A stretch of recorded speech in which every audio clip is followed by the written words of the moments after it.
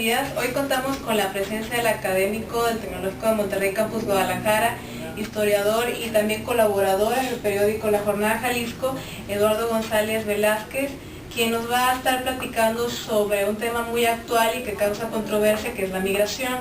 Mi compañera Cintia Durán y mi persona Betania Guanipa haremos varias preguntas para profundizar en este tema. ¿Cómo está, profesor? Bien, gracias por la entrevista. Ok. Bueno, la primera pregunta es, ¿a partir de qué momento empezaste a entrarte en el tema de migración? Bueno, pues tengo, ya como investigador de este fenómeno, comencé por allá de finales del 2006, ya con una búsqueda un poco más sistematizada sobre información sobre el fenómeno, y el trabajo de campo, el primer trabajo de campo lo inicié en febrero del 2007. Sí, tengo ya 4 años pasaditos, bueno, no 4 años, prácticamente, haciendo investigación sobre el fenómeno migratorio. Y con la publicación de tu libro, Con todo y triques, ¿cuál era tu objetivo? ¿Qué querías transmitir? Pues quería primero conocer de adentro las redes de migración, ¿sí? Cómo se mueven los migrantes, qué es lo que pasan, por dónde, etc.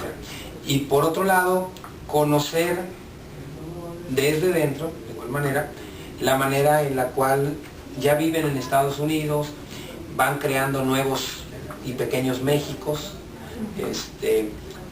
van mandando y llevando cultura, dinero, familia, recuerdos, etcétera, a lo largo de los años. La intención era esa, dar una visión general, no solo del proceso migratorio, sino del asentamiento ya en los Estados Unidos. Cuando realizas estos viajes a Estados Unidos o también a Guatemala, que has llegado a ir, ¿llevas algún tipo de documento, pasaporte, visa? Pues sí, aunque no siempre los uso.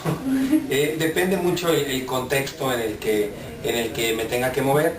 En ocasiones sí es totalmente acreditado. Hace 15 días, 3 semanas aproximadamente, 3 fines de semana, estuve en la cárcel de Tent City, ahí en Phoenix, en Maricopa. Y bueno, entré a la cárcel y estuve pues una mañana haciendo entrevistas de policías, de detenidos. Estuve pues sentado al interior de las casas de campaña donde tiran a los presos, me permitieron tomar fotografías, etc. Y bueno, pues esa visita se hace en un marco así totalmente legal, con la acreditación necesaria, etc. Pero en otras ocasiones, pues incluso no es ni siquiera necesario, ¿no?, mostrarla, y en otras más es mejor no mostrarlas para no viciar el proceso, ¿verdad? Si estoy caminando con ellos, o si llego a la zona de la frontera, en el Sázabe o Naco, o bien si voy a participar con ellos como trabajador en algún campo de cultivo, pues la idea es que no sepan que soy profesor o investigador, pues para que no se vicie lo que yo voy a mirar. Y durante ese viaje y el recorrido que hiciste hacia la frontera, ¿cuál ha sido el momento o uno de los momentos más significativos para ti? Pues me parece que los momentos que más me marcan son los que tienen que ver con migración femenina y migración infantil. No solo de ida, sino, por ejemplo, en el caso de la migración infantil, el retorno, la deportación, y también cuando te toca estar ahí, me tocó en varias ocasiones mirar cómo mujeres pues inician la travesía con niños de brazos prácticamente, o los trepan al tren, niños de 2, 3 años, por varios días de camino pues hay que treparse al tren. Entonces esa parte siempre te marca bastante. Sí. Si nosotros observamos los niveles de violencia que viven los centroamericanos a su paso por México, hoy México constituido ya se significa como la territorialidad migratoria más violenta de todo el planeta. Pues lo que viven los centroamericanos aquí no es, pero ni siquiera algo medianamente posible en otros espacios. Estoy pensando en Estados Unidos, por ejemplo, la cantidad de secuestros, abusos, violaciones, torturas, extorsiones que llevan a cabo las autoridades mexicanas, los militares, los miembros de la Armada, la sociedad en general, sobre los migrantes centroamericanos, no tiene punto de referencia a lo que pudieran pasar en Estados Unidos. Tenemos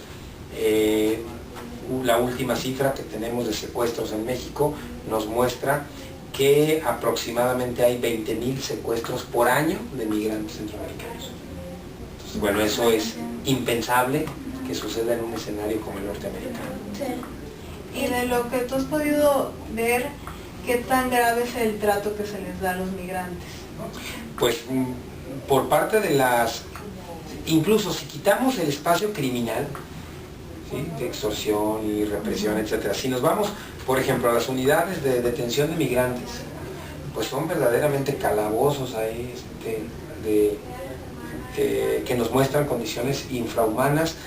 Muchos se han quejado de que les dan alimentos en estado de descomposición, que no hay suficientes cobijas, que los ponen a dormir en el piso, que los baños no están aseados, ¿sí? Están apoltronados ahí, hacinados, decenas de migrantes en pocos metros cuadrados. Pues bueno, no son centros de detención migratorio. Estas estaciones migratorias pues funcionan prácticamente como cárceles, ¿verdad?, para detener a los migrantes en condiciones verdaderamente pues muy complicadas. Ahorita que mencionas eso y tuve la oportunidad de leer tu libro de Con todo y Triques, hablando sobre las casas de migrantes, que también hay lugares donde se les ofrece prostitución como niños, mencionas en un capítulo de tu libro.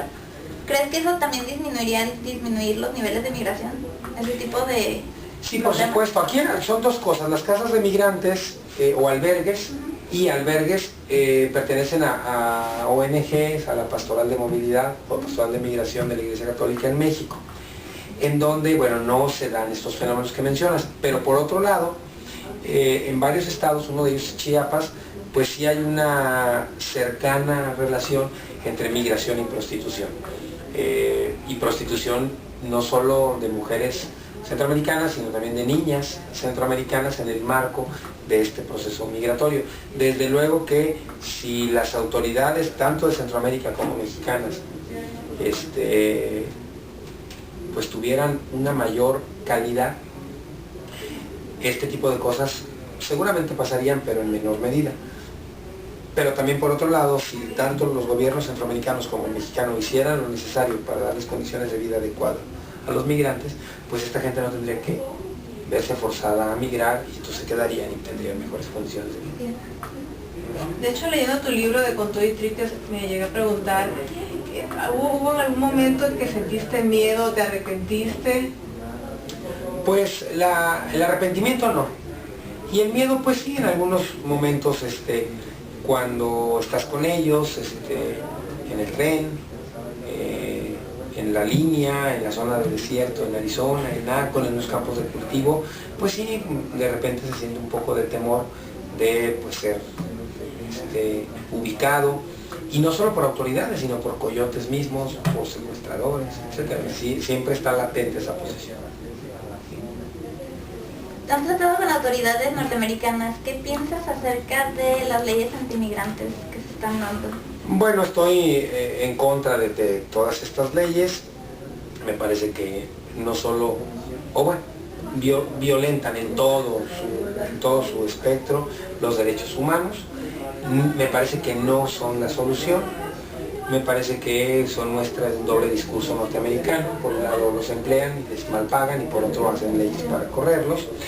Pero también es cierto que nos guste o no, estemos de acuerdo en ellas o no, pues es una muestra de algo que hacen los norteamericanos para enfrentar el fenómeno. ¿Sí? Si estamos de acuerdo o no en una ley, ese es otro asunto. Pero de que ellos dicen, bueno, desde mi lógica voy a legislar para enfrentar el fenómeno, tampoco eso lo podemos negar, ¿verdad? Y desde luego, pues lo más complicado, lo más triste y peligroso del asunto es que cada día hay más estados con más leyes antimigrantes. No es solamente Arizona. Hoy precisamente Georgia acaba de aprobar una parecida a la SB 1070. Pues bueno, eso todos los días va saliendo. ¿Qué crees que se haga falta para que se llegue a dar un acuerdo, una reforma migratoria entre México y Estados Unidos?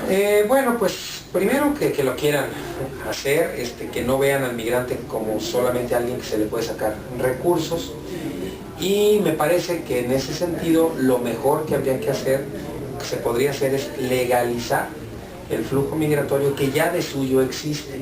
Es decir, legalizado o no, el flujo está. Pero en la medida en que se legalice, las condiciones de migración y de trabajo serán mejores. ¿Sí? Yo tampoco creo que si se legaliza, todo México se va a ir. Yo tampoco lo creo, y habrá mucha gente que se quede aquí y algunos que se vayan. Pero si tú lo legalizas, puedes establecer con claridad los topes. Si bueno, yo voy a dar tantas visas, y después de estas, pues ya no, ¿verdad? Pero mientras todo sea un negocio, un mayor negocio por abajo del agua, pues esto no se destrabará. Hace unas semanas se hizo otro viaje a la frontera, tengo entendido. ¿Notaste alguna mejoría en el trato que se les da a los migrantes comparado a lo que había sido? Pues no, de hecho, lo que encontré ahora en esta visita a Arizona es precisamente como lo escribí ya algunos días, se respira la soledad de las calles y de las aceras, aún en los barrios mexicanos. Sí están con bastante temor, sí están ocultándose, quieren pasar desapercibidos, salen poco a la calle, porque pues las redadas están a la alza. Apenas ayer hubo una también muy grande en la zona de Alabama. Entonces, bueno, las redadas se están dando constantemente, se están persiguiendo a los migrantes, y esto hace incluso que los camiones urbanos, por ejemplo, fue algo que me llamó la atención, en la zona de Phoenix, pues prácticamente van solos.